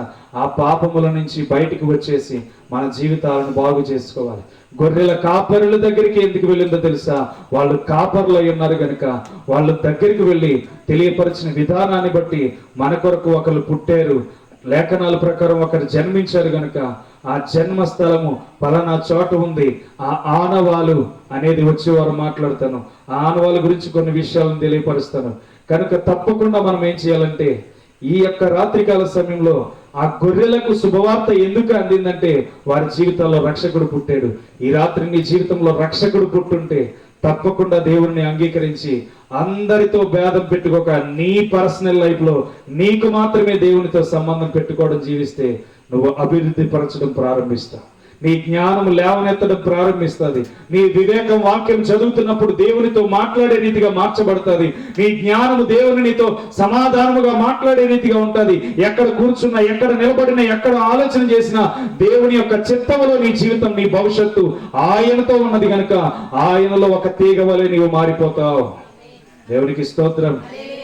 కాబట్టి ఈరోజు నువ్వు నేను ఆలోచన చేయవలసింది ఏంటో తెలుసా? రక్షకుడు నిన్ను క్రొత్త ధనానికి నడిపించడానికి ఇష్టపడుతున్నాడు. రక్షకుడు క్రొత్త జీవితంలోనికి తీసుకువెళ్ళడానికి ఇష్టపడుతున్నాడు. రక్షకుడు నీ జీవితాన్ని ప్రత్యేకించడానికి ఇష్టపడుతున్నాడు. వచ్చాడు వెళ్ళిపోయాడంటే కాదు, వచ్చిన వాడు నిన్ను నన్ను పరలోకానికి చేర్చడానికి వచ్చాడు. అలాంటి స్థితిని దేవుడు క్రొత్త ధనముతో మనల్ని నింపాలనుకుంటే ఏ మాత్రము విడిచిపెట్టకూడదు. కాబట్టి మన పరిస్థితులన్నిటిని పక్కన పెట్టి ఈ 10 రోజుల్లో మనము నూతన జీవితంలోనికి అడుగు పెడితే దేవుడు నూతనమైన క్రియలు చేయడానికి, నూతన సంవత్సరంలో మన జీవితాన్ని అద్భుతంగా మార్చడానికి దేవుని కృప మనకి తోడయుండును గాక. ఆమేన్. ప్రతి ఒక్కరూ తలలో వచ్చి ప్రార్థన చేద్దాం. ప్రతి ఒక్కరు. గొర్రెల యొద్దకు దూత వెళ్ళింది. నిజమైన రక్షకుడు మన కొరకు పుట్టేశాడు. ఇక మీరు పశువుల మధ్యన తిరగొద్దు. మీ కొరకు జన్మించిన శిశువును పోలి నడుచుకోండి. మీ కొరకు జన్మించిన శిశువును పోలి నడవండి. లోతైన సత్యాన్ని దేవుడు బయలుపరిచాడు. గొర్రెల కాపరులతోనే దేవుడు ఎందుకు మాట్లాడాడంటే, అక్కడ గొర్రెల కాపర్లు ప్రతిష్టమైన దాని కొరకు ఎదురు చూస్తున్నారు. గొర్రెల కాపరులు ప్రతిష్టమైన దాని కొరకు ఎదురు చూస్తున్నారు. ఈరోజు నువ్వు కూడా ప్రతిష్టమైన దాని కొరకు ఎదురు చూడాలి. నువ్వు కూడా ప్రతిష్టమైన జీవితం కొరకు ఎదురు చూడాలి. నువ్వు కూడా ప్రతిష్టమైన ఆలోచనలతో దేవుని ఎదుట నిలబడడానికి ఇష్టపడాలి. గొర్రెల కాపరులు ప్రధానమైన దానిని ఇవ్వడానికి ఇష్టపడ్డారు. అందుకనే దూత వాళ్ళ దగ్గరికి వెళ్ళి, ప్రజలందరికీ కలగబోవు సువార్తమానము, సంతోషకరమైన సువార్తమానం అని చెప్పాడు. ఈరోజు నువ్వు కూడా నీ జీవితంలో సంతోషకరమైన సువార్తమానం వింటున్నావు గనుక ఏమాత్రము నిర్లక్ష్యం చేయక, ఏమాత్రము ఆలస్యం చేయక, ఏమాత్రము ఆలోచన చేయక ఇక నుంచి నువ్వు అద్భుతంగా మార్చబడ్డానికి ఇష్టపడు. నీ జీవితాన్ని బలమైన కార్యములతో, నీ జీవితాన్ని బలమైన ఆలోచనలతో, నీ జీవితాన్ని బలమైన దేవుని కృపతో, అయ్యో ప్రభువా, నా కొరకు పశువుల పాకలు పుట్టావా, నా కొరకు ఇదిగో పనికిరాని, అయ్యో మేము పెంటతో పోల్చి అయ్యా పనికిరాని చెత్తనంతటిని బయటపడేసే స్థానంలో నీవు పుట్టావా, నా కొరకే పుట్టావు. నువ్వు పుట్టింది నా కొరకే గనుక నీ కొరకు నేను జీవిస్తా, నీ కొరకు నేను నడుస్తా. గొల్లల దగ్గరికి వెళ్ళిన దూత నా దగ్గరికి ఒక రోజు రావాలని సంపాదించుకుంటా. గొల్లల దగ్గరికి దారి తీసిన దూత నా జీవితంలో కూడా నేను దారి చూపించుకుంటాను. పరిశుద్ధుడా, నీ వాక్యమే మాకు ఆధారం, నీ వాక్యమే మా బ్రతుకు, నీ వాక్యమే మాకు వెలుగు, నీ వాక్యమే మా జీవితంలో ఆశీర్వాదం. ఈ వాక్యం విని విడిచిపెడితే మేమెక్కడ గొప్పవాళ్ళం తండ్రి. ఈ వాక్యాన్ని విడిచిపెట్టి మేము బ్రతికితే మేమెక్కడ గొప్పవాళ్ళం తండ్రి. ఈ వాక్యాన్ని విడిచిపెట్టి జీవిస్తే మేమెక్కడ గొప్పవాళ్ళం తండ్రి. ఈ వాక్యాన్ని బట్టి జీవిస్తేనే కదా మేము ధన్యులం. ఈ వాక్యాన్ని బట్టి మేము నడిస్తేనే కదా మేము ధన్యులం. ఈ వాక్యాన్ని బట్టి జీవిస్తేనే కదా మేము ధన్యులం. ఈ వాక్యాన్ని విని ఎవరెవరు చెప్పుతున్న మాటలు నమ్మేస్తే ఏం ఫలితం ఉంది ప్రభు? నిజమైన వాక్యం మా చెవులకు వినబడుతున్నప్పుడు, నిజమైన వాక్యం మా జీవితాల్లో కనబడుతున్నప్పుడు, నిజమైన మా జీవితాలు ఇదిగో తెలుసుకుంటున్నప్పుడు, నువ్వు మా కొరకు ఇంత స్థానంలో పుట్టావా, ఇంత దిగజారిపోయి నువ్వు పుట్టావా, మహాకాశములను విడిచిపెట్టి, మహా ఉన్నతమైన స్థలములను విడిచిపెట్టి, బంగారు స్థానమును విడిచిపెట్టి నువ్వు మా కొరకు ఇంత హీనమైన స్థితిలో పుట్టావా? మరి నేమేం నేర్చుకుంటున్నాం ప్రభు? సుఖాన్ని అనుభవిస్తున్నాం, కష్టాలు వస్తే బాధపడిపోతున్నాం, శ్రమలు వస్తే కృంగిపోతున్నాం, మా జీవితాలు ఏ రీతిగా తొట్టిల్ల పడిపోతున్నాయి. మాకు ఆనందం వస్తే గంతులు వేస్తూ నిన్ను మర్చిపోతున్నాం, మాకు ఏదైనా గొప్పతనం వస్తే నిన్ను మర్చిపోతున్నా, నిన్ను బట్టి వస్తుందని తెలియకుండా ఏం చేస్తున్నావు ప్రభా? నీ ప్రేమ ఏం చూపుతున్నావయ్యా? నీ ప్రేమ, నీ ప్రేమ ఎంత విలువ కట్టలేనిది ప్రభు. ఏమిచ్చి మేము తీర్చగలం? ఏమిచ్చి మేము ఏమి చేసినా ఈ లోకంలో నీ తీర్చలేం ప్రభా. నీ రుణం బ్రతుకుతాం ప్రభు, నీ కొరకైనా ఈ 10 రోజుల్లో మేము బ్రతుకుతాం ప్రభు. మా జీవితాలను మార్చుకుంటాం ప్రభు, మా జీవితాలను విడిచిపెట్టాం ప్రభు. నిజముగా రక్షణ ఇవ్వడానికి వచ్చిన దేవుడు గనుక, రక్షణ తీసుకురావడానికి వచ్చిన దేవుడు గనుక నేను విడిచిపెట్టను ప్రభు. నేను ఏ మాత్రము కూడా నిన్ను అవమానపరచను ప్రభు, ఏ మాత్రము నిన్ను గాయపరచబడను ప్రభు. నీ పరిశుద్ధమైన జ్ఞానము నాకు ఇచ్చి ప్రభు, ఈ రాత్రి మాట్లాడిన మాటలను బట్టి నా జీవితంలోకి వెలుగునివ్వండి ప్రభు. గొల్లలు వెళ్ళడానికి బలమైన కారణం ఇదే ప్రభు. గొల్లలు నీ కొరకు ఎదురు చూస్తున్నారా? నీకు ప్రతిష్టమైనది ఇవ్వడానికి ఎదురు చూస్తున్నారా? నీకు ప్రతిష్టమైనది తీసుకురావడానికి ఇష్టపడుతున్నారా? నీ బలిపీఠం మీద మొట్టమొదట వారికి కలగబోతున్న దాన్ని ఇవ్వడానికి ఇష్టపడుతున్నారా? మరి ఈరోజు నువ్వు మా కొరకు పుట్టావని తెలిసి మేము నీ కొరకు ఏమి ఇవ్వలేకపోతున్నావు. నీవు మా కొరకు పుట్టావని తెలిసి ఏమి కూడా నీ కొరకు చేయలేకపోతున్నాం. నీ కొరకు మేము పుట్టామని, నువ్వు మా కొరకు పుట్టావని మేము తెలుసుకోలేకపోతున్నాం తండ్రి. అయ్యా, సాతానుని శీఘ్రంగా మా కాళ్ళ క్రింద నీవు పెట్టినా గాని వాడు మా తల మీదకి తెచ్చుకుంటున్నాం. వాడు ఆడుతున్న ఆటల్లో మేము బలహీనం అయిపోతున్నాం. నీవు మాకు జయాన్నిచ్చావు గాని, నీవు మాకు విజయాన్నిచ్చావు గాని, నీవు మాకు బలమైన కార్యములు ఇచ్చావు గాని లోక అలవాటులకు లోబడిపోయాం, లోక ఆనవాయితీలకు లోబడిపోయాం, లోక ఆలోచనలకు లోబడిపోయాం, లోక మాటలకు లోబడిపోయాం. మేము లోబడం ప్రభువా. నువ్వు చెప్పిందే చేస్తాం, నువ్వు చెప్పిందే మేము కలిగి జీవిస్తాం, మేము చెప్పిందే మా జీవితాల్లో నెరవేర్చుకుంటాం. మా జీవితాలు పరలోకములకు చేరుతున్నాయని ఒక క్రియ కలిగి జీవిస్తాం.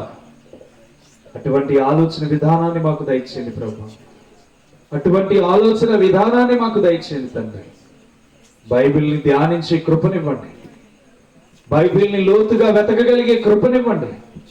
అందరిలా చదివేస్తే కాదు ప్రభు, ఆ చదవడంలో జ్ఞానాన్ని వెతుక్కోవాలి తండ్రి. ఆ చదవడంలో లోతైన మర్మాలను కలిగి జీవించాలి తండ్రి. ఆ చదవడంలో బలమైన ఆలోచనలు కలిగి జీవించాలి తండ్రి. అందరి వలె చదవడం కాదు ప్రభు. నేను ధ్యానిస్తున్నప్పుడు నాతో కూడా మాట్లాడండి, నేను ధ్యానిస్తున్నప్పుడు నన్ను కూడా దర్శించండి. నీ కొరకు నిలబడిన బిడ్డలతో నీవు మాట్లాడితే, అయ్యా నీ కొరకు నిలబడాలనుకుంటున్న నాతో కూడా నీవు మాట్లాడు తండ్రి. నాతో కూడా మాట్లాడు. అందరికీ దేవుడు ఒకటే ప్రేమనిచ్చాడు, అందరికీ దేవుడు ఒకటే కృపనిచ్చాడు, అందరికీ దేవుడు ఒకటే జ్ఞానమునిచ్చాడు. దాన్ని పొందుకోవడంలో వేరు వేరు మనస్తత్వాలు కలిగి జీవిస్తున్నారు, దాన్ని పొందుకోవడంలో వేరు వేరు ఆలోచనలు కలిగి జీవిస్తున్నారు, దాన్ని పొందుకోవడంలో వేరు వేరు తలంపులు కలిగి జీవిస్తున్నారు. ఈరోజు గొల్లల ద్వారా నువ్వు కూడా ఎదురు చూస్తే, దేవునికి నా జీవితం ఇవ్వాలి, గొల్లల వలె ఎలా అయితే దేవునికి ప్రతిష్టమైనది పుడితే ఆనవాలు పెట్టాలి అని వాళ్ళు ఎదురు చూస్తున్నారో వాళ్ళ దగ్గరికి దేవుని దూత వెళ్ళింది. ఈరోజు గొల్లల వలె నువ్వు కూడా ఎదురు చూసి నా దేవునికి నేను ఏమివ్వగలనా అని చెప్పి, నా దేవుని కొరకు ఏం చేయగలనా అని చెప్పి, నా దేవుని కొరకు ఏమి ఇవ్వగలనా, ఏం చేయగలనా, ఏమి నా దేవుడు నా నుండి ఆశిస్తున్నాడని చెప్పి నువ్వు నిర్ణయం తీసుకుని నా దేవుని కొరకు నిలబడగలిగితే, నా దేవుడు నీతో ఈరోజు మాట్లాడుతున్న రీతిగా తప్పకుండా దేవుడు నీకు ఒక జవాబునిస్తాడు. నీకు కూడా ఒక ఆనవాళ్ళని దేవుడు చూపిస్తాడు. నీకు కూడా జీవితంలో ఒక ఆనవాళ్ళని పెట్టుకొని పరలోకానికి వెళ్ళాలి. పరలోకం నీ కొరకు నా కొరకు మధ్యవర్తిగా ఉన్న తండ్రి ఏర్పాటు చేసి వెళ్ళిపోయాడు. ఆయన తండ్రి, కుమార, పరిశుద్ధాత్మ నామములో మనకి ఏర్పాటు చేసి వెళ్ళిపోయాడు. ఈరోజు నువ్వు మధ్యవర్తిని అంగీకరించకపోతే, పశువుల తొట్టిలో పుట్టిన వారిని అంగీకరించకపోతే, శ్రమల మధ్యన నలిగిపోయిన వారిని అంగీకరించకపోతే, ఆయన ప్రేమను ప్రజలకు చూపించకపోతే, ఆయన కృపను నువ్వు ప్రజలకు చూపించకపోతే ఏ మాత్రము లాభం ఉండదు. ఎందుకు ప్రాకులాట? నీ ఆత్మ నా ఆత్మ దేవుని యొద్ద నిలబడాలి. ఎందుకు ప్రాకులాట? నీ ఆత్మ నా ఆత్మ దేవుని రాజ్యానికి చేర్చబడాలి. ఎందుకు ప్రాకులాట? నీ కొరకు నా కొరకు దేవుడు ప్రాణం పెట్టాడు. ఈ ప్రాకులాటలో నువ్వెంత అవకాశం దేవునికి ఇస్తున్నావు, నీవెంత అవకాశం దేవుని పట్ల చేస్తున్నావు. నువ్వు నేను గొప్పవాళ్ళం కాదు, నీ కొరకు నా కొరకు ప్రాణం పెట్టినవాడు గొప్పవాడు. నీ కొరకు నా కొరకు ఈ లోకానికి వచ్చినవాడు గొప్పవాడు. ఆ గొప్పవాడు నీలో ఉంటే, ఆ గొప్పవాడు నీతో ఉంటే, ఆ గొప్పవాడు నీతో నడిస్తే నీ జీవితం కూడా గొప్పతనంగా మార్చబడుతుంది. నీ జీవితం కూడా గొప్పగా ఆశీర్వదించబడుతుంది. నీ జీవితం కూడా గొప్ప ఆలోచనలతో దేవుడు నడిపించడం ప్రారంభిస్తాడు.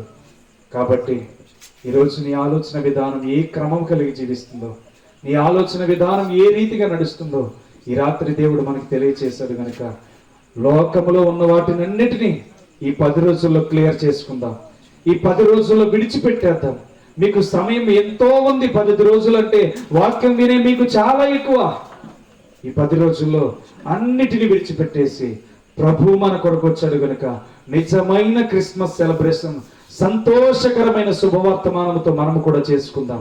అటువంటి శుభవర్తమానం మనలోనికి పొందుకునేలాగున దేవుడు మనల్ని దీవించబోతున్నాడు కనుక ఈ రాత్రి మాట్లాడిన విధానాన్ని బట్టి తప్పకుండా మన జీవితాలను దేవునికి అప్పగిద్దాం. ప్రార్థన. స్తోత్రం తండ్రి పరిశుద్ధుడా, ప్రేమ కలిగిన దేవుడవు, కృప కలిగిన దేవుడు, సర్వశక్తిమంతుడు, జీవాధిపతి, జీవము కలిగిన దేవానికి వందన. నీ మహోన్నతమైన కృప చేత లోతైన మర్మాలతో వాక్యాన్ని మాకు బయలుదేర చేయుచున్నావు. లోతైన వాక్యముతో బయలుదేర చేయుచున్నావు తండ్రి. నీ బిడ్డల్ని బలపరచడానికి విలువైన వాక్కు సందేశాన్ని ఇచ్చినందుకు స్తోత్ర. గొల్లలు ఎలా అయితే నీకు ప్రతిష్టమైనది ఎదురు చూస్తున్నారు ఇవ్వడానికి, ఈరోజు మా జీవితాలు కూడా ప్రతిష్టమైన జీవితాన్ని ఇవ్వడానికి ఎదురు చూడాలి.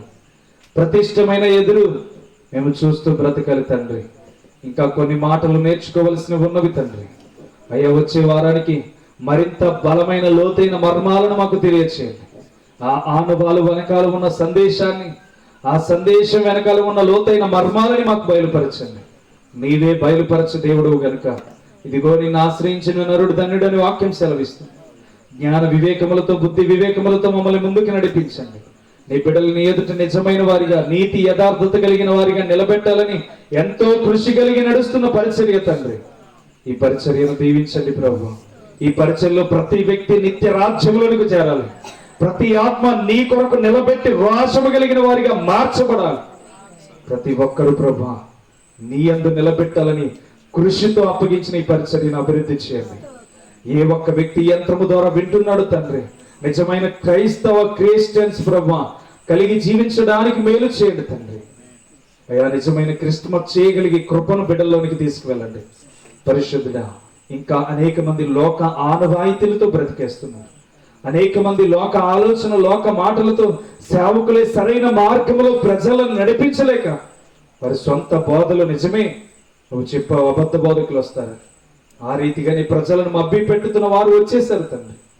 బిడ్డలకు నిజమైన సత్యము అందుతున్నప్పుడు ఆ సత్య వాక్యమును పట్టి ప్రార్థన చేయగలిగే కృపను దయచేయండి. బిడ్డలందరూ వినికిడిలో వింటున్నారు, జ్ఞానమును తెచ్చుకుంటున్నారు. ఏది సత్యమో వాక్యము ద్వారా తెలుసుకుంటున్నారు. ఏది నిజమో సత్యమైన వాక్యము ద్వారా బయలుపరచబడుతున్న మాటల ద్వారా వాళ్ళు తెలుసుకొనుచున్నారు తండ్రి. వాక్యము ద్వారా మాట్లాడే ప్రతి మాట నిర్లక్ష్యం చేయక వారి జీవితాలను బాగు చేయండి. నీవే కృపతో నింపండి, నీ ఆత్మతో బలపరచండి. ఇక 10 రోజులు మా ముందుంది ప్రభు. అయ్యా, మేము మార్చబడడం కాదు, మీరు మా యొద్దకు పంపిస్తున్న ప్రతి ఆత్మ రక్షించబడాలని మా ప్రయాస. ప్రతి ఆత్మను రక్షించి కాపుదల దయచేయండి. ప్రతి ఆత్మను బలపరిచి నీ ఆత్మతో నింపండి. పరిశుద్ధాత్మ శక్తితో దేహాన్ని కాపాడుకుంటూ కృపతో నింపబడుతూ నీ కొరకు ఎదురు చూసుకునే బిడ్డలుగా ఆశీర్వదించండి తండ్రి. దీవించండి ప్రభు, ఆశీర్వదించండి, బలపరచండి. ఇదిగో ప్రయాసతో నీ బిడ్డలు అడుగు పెట్టారు. ఇదిగో చిన్న మంద భయపడొద్దని నువ్వు చెప్పి తండ్రి. మేము భయపడం ప్రభు, నీవు మాతో ఉన్నావు. మాకు సత్యమైన వాక్యాన్ని బయలుపరుస్తున్నావు గనక మాతోను బిడ్డలతో మాట్లాడినందుకు స్తోత్రములు తండ్రి. ఈ రాత్రి కాల సమయంలో, ఈ నెలంతటిలో మేము చేయబోతున్న సెలబ్రేషన్ లో నిన్ను మాత్రమే చూపించాలి తండ్రి. నిన్ను మాత్రమే కనుపరచాలి ప్రభు. నిన్ను మాత్రమే వెతకాలి తండ్రి. నీ కృపలో భద్రపరిచి, నీ సన్నిధానంలో భద్రపరిచి, నీ మాటలతో, నీ ఆలోచనతో, నీ మార్గములతో నింపి నడిపించి, పరిశుద్ధాత్మ కలిగిన కృపతో నింపి నడిపించి భద్రపరచండి. ఇక్కడ చేరి ఉన్న ప్రతి కుటుంబం మీద యేసు రక్తమును ప్రోక్షిస్తుంది. ఇక్కడ చేరి ఉన్న ప్రతి కుటుంబం మీద నీ దేవదూత తోడుగా ఉండనుగాకని ప్రార్థిస్తుంది. నీ పరిశుద్ధాత్మ కృప బిడ్డల మీదకి తోడుగా ఉండనుగాకని ప్రార్థిస్తున్నాను. వీరి ప్రయాణాలకు 91 కీర్తన 11, 12 వచనాలు ఆజ్ఞాపిస్తున్నాను తండ్రి. వీరు ఈ వారం అంతట్లో షాపింగ్ ని బట్టి ప్రయాణం చేయబోతున్నారు, లేకపోతే ఏదో పరిస్థితిని బట్టి ప్రయాణం చేయబోతున్నారు. 91 కీర్తనలో నీ దేవదూతలు తోడుగా ఉండి ఎత్తి పట్టుకుంటాయని సెలవిచ్చిన దేవుడు గనక ఈ ప్రయాణం అంతటికి క్షేమాన్ని కలుగజేయమని ప్రార్థిస్తున్నాం. వీరి కుటుంబ బిడ్డలు ప్రయాణం చేస్తున్నప్పుడు తోడుగా ఉండండి. అయ్యా, తల్లిదండ్రులకు ప్రభు ఏ పరిస్థితిలో ఉన్నారు, ఈ పండగ దినాల్లో ప్రభు లేమిలో ఉంటే ప్రభు వారికి తోడునివ్వండి. బిడ్డలు వారి మాటను అర్థం చేసుకునే జ్ఞానమును దయచేయండి. వారి మాటలకు లోబడి, ఇదిగో నాన్న ఈ పరిస్థితిలో ఉందని చెప్పిన వెంటనే వారి లోబడే కృపను దయచేయండి తండ్రి. ఏ యవనస్తుడు గర్వమును బట్టి ఆలోచన చేయక, ఏ యవనస్తుడు హింసను బట్టి ఆలోచన చేయక, వాళ్ళకు కావాలన్నది పట్టుదల కలిగి పొందుకోవడానికి కాక తల్లిదండ్రుల మాటను అనుభవించి వారి జీవితాలను అర్థం చేసుకునే వారిగా మార్చండి. నీ కృపతో కుటుంబం అంతటిని దీవించి ఆశీర్వదించి బలపరచండి. పేరు పేరు చెప్పిన వీరి కుటుంబాలకు అభివృద్ధి దయచేయండి. నూతన జ్ఞానమును దయచేయండి. నూతన వివేకమును దయచేయండి. నీ కృపలో మేలైన దీవెనలతో వీరి కుటుంబాలకు శాంతి సమాధానములు దయచేయండి. 24వ సంవత్సరం అంతా ఈ రోజు వరకు ఎంతగా కాచి కాపాడి భద్రపరిచి ఉన్నావు. ఈ వారం, ఈ నెలలో మరొక వారం మా ముందు ఉంచినందుకు నీకు స్తోత్రాలు. ఆ వారంలో చేరి నిన్ను మరింత విలువైన వాక్య సందేశములను తెలుసుకోవడానికి, నీ మాటలలో ప్రభు మా జీవితాలను ప్రతిష్ఠించుకోవడానికి మేలుకరముగా నీవే ముందుకు నడిపించమని పరిశుద్ధాత్మ కలిగిన నామములో అడిగి వేడుకొని నీ నామానికి మహిమ చెల్లిస్తున్నాము తండ్రి. ఆమేన్. మన తండ్రి అయిన ప్రేమ కుమారుడైన యేసుక్రీస్తు కృపయు ఇప్పుడును ఎల్లప్పుడును ఆయన కృప నిరంతరము మనకును మన కుటుంబాలకును తోడయుండును గాక. ఆమేన్. ఆమేన్. అందరికీ